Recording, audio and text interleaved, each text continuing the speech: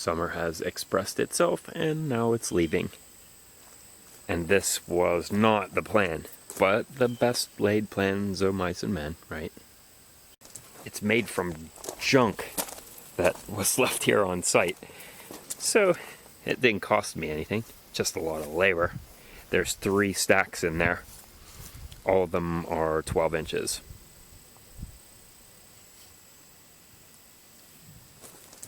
At least 2 of these stacks are maple, so this is quite an asset. This was also made from junk. Look at that beech tree, huh? What a beast. It's got to be 2 feet across there.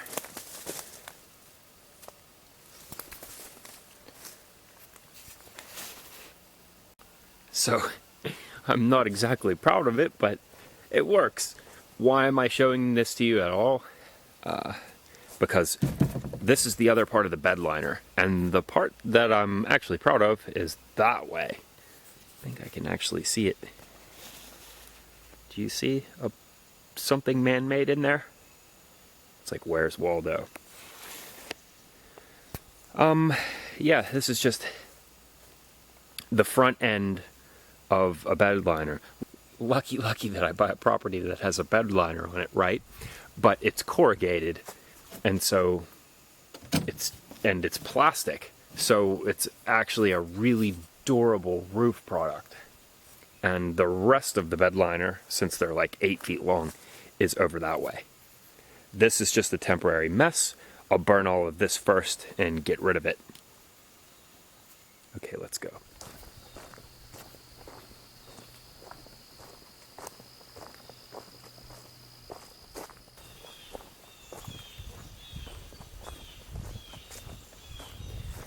I'll give you the 360-degree view, and as you'll be able to see, some things changed over the summer.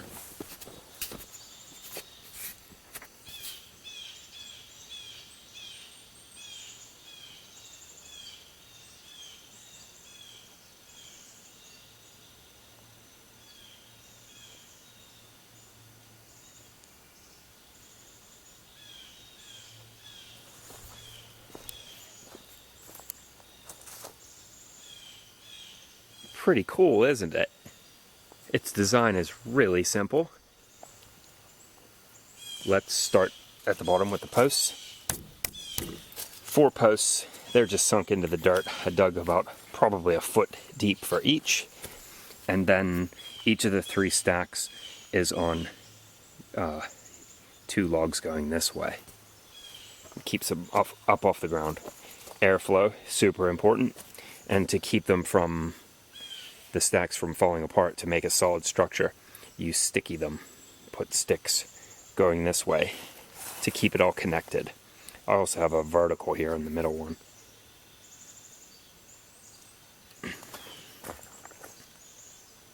Now, looking at its construction, I just chainsawed out a little notch to fit this. This was just some junk wood, decking that was laying around. All of this also was made from junk. I spent nothing on it. I can't see up there, but I can put you up so you can see. If I recall, I screwed this together with some kind, yeah, zip screws. So I heated this up. The bed liner had a weird end, and I heated it up with a heat gun and bent it over and then just screwed it together. It's what supports it. It's just, for one, it's really rigid, and for 2, it's under a lot of compression here. It tries to force its way that way, but it can't. This is also screwed. You'll be able to see what I did better than I can. But there's another board underneath that screwed to. Bird's mouth notch here, and this it's not fastened. You could actually pop it up, and that's kind of nice. It's solid, it's not going to blow off, that's not a concern. But what I think is great about it is that it's real crooked.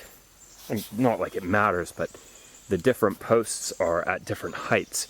And so this roof allows flexibility. It's just to accommodate any changes or sinking or whatever. I mean, it's designed with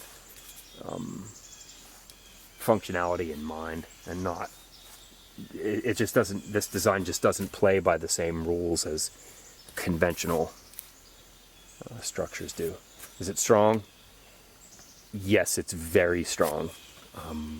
That is strong enough to support me. I was up on it and hanging from it just to prove that.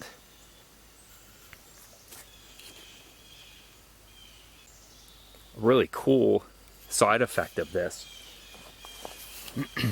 is that it smells so wonderful back here. This is heavily stacked with cherry, lots and lots of cherry. And cherry does have a cherry scent, like a sweet, sugary, cherry candy scent that it only lasts for a short time while it's beginning to cure, but it's very pleasant nevertheless.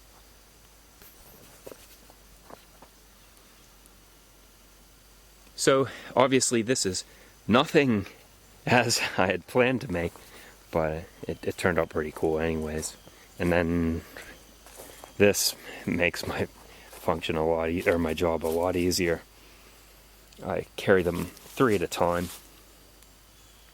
in 12-inch.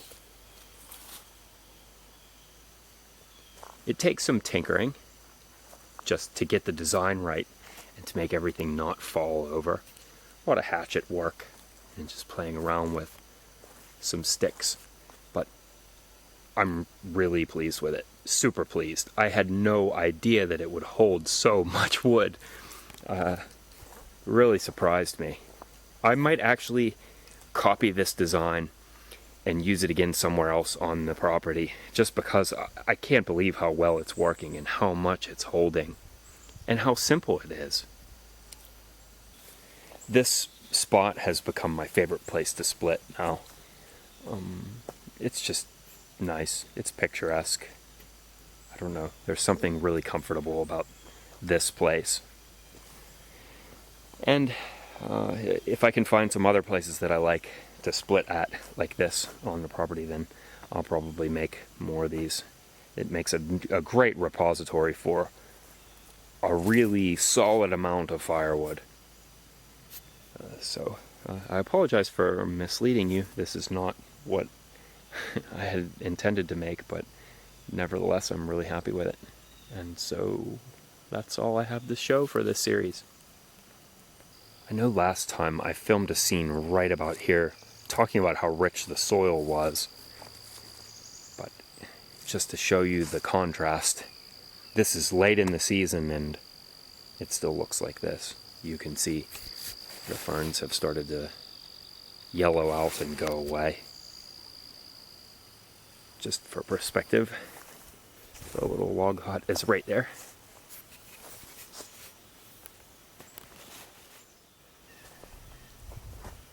One more thing, that majestic fern, it did transplant. Look at that. I got it to survive. I'm pretty sure this was moved from there. I don't know. You can go back and look at the video and figure it out. Time to get to the splitting.